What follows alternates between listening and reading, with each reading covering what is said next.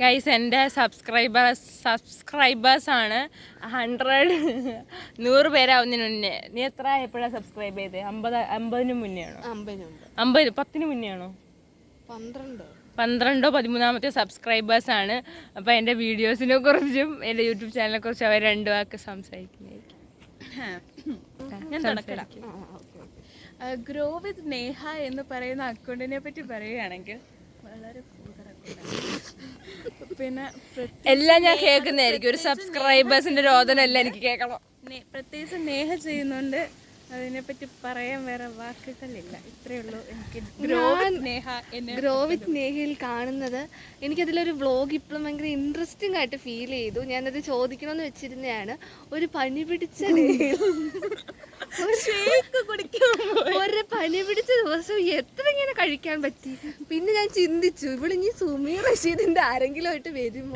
അത് ശരിക്കും ഗൈസ് എന്നുവെച്ചാൽ പനിയായിട്ട് എങ്ങും പോവാനില്ല. ബോറടിച്ച് കട്ടില് ഇങ്ങനെ നടക്കും. അപ്പൊ എന്തെങ്കിലും ഒരു എന്റർടൈൻമെന്റ് വേണ്ടേ? അത് ഇച്ചിരി അമ്മയ്ക്ക് കൊടുത്തതിന്റെ ഇച്ചിരി. അത് ശരിയാ, അമ്മയ്ക്ക് കൊടുത്ത അതിന് ഇച്ചിരി. അതാണ് സത്യം. അതിന് അമ്മയ്ക്ക് കൊടുത്ത് ഇച്ചിരി, ബാക്കി ഷെയ്ക്ക് എനിക്ക്. എനിക്കിതിനകത്തൊന്നും പറയാനില്ല. എന്റെ ചാനൽ, എന്റെ വീഡിയോ, എന്റെ ഫോൺ, എന്റെ നെറ്റ്. എനിക്ക് തോന്നണേ.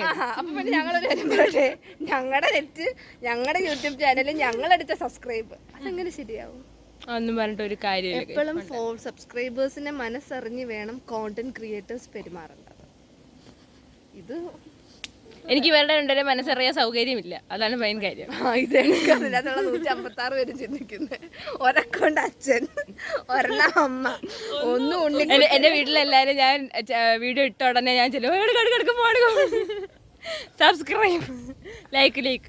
പക്ഷെ ഇവളുടെ വീട്ടിൽ വന്നിട്ട് ഇവളുടെ അമ്മയുടെ ഫോൺ വാങ്ങാൻ വേണ്ടിട്ട് ചോദിച്ചിട്ടുണ്ട്. പോകുന്നതിന് മുന്നേ 5 കൊണ്ട് സബ്സ്ക്രൈബ് ചെയ്യും. നമ്മൾ സബ്സ്ക്രൈബേഴ്സിനെ കിട്ടണമെന്ന് പറഞ്ഞാൽ നമ്മുടെ ഹാർഡ് വർക്കിൽ നമ്മളെ തേടി വരണം. ഇതിപ്പോ കാണുന്നവരുടെ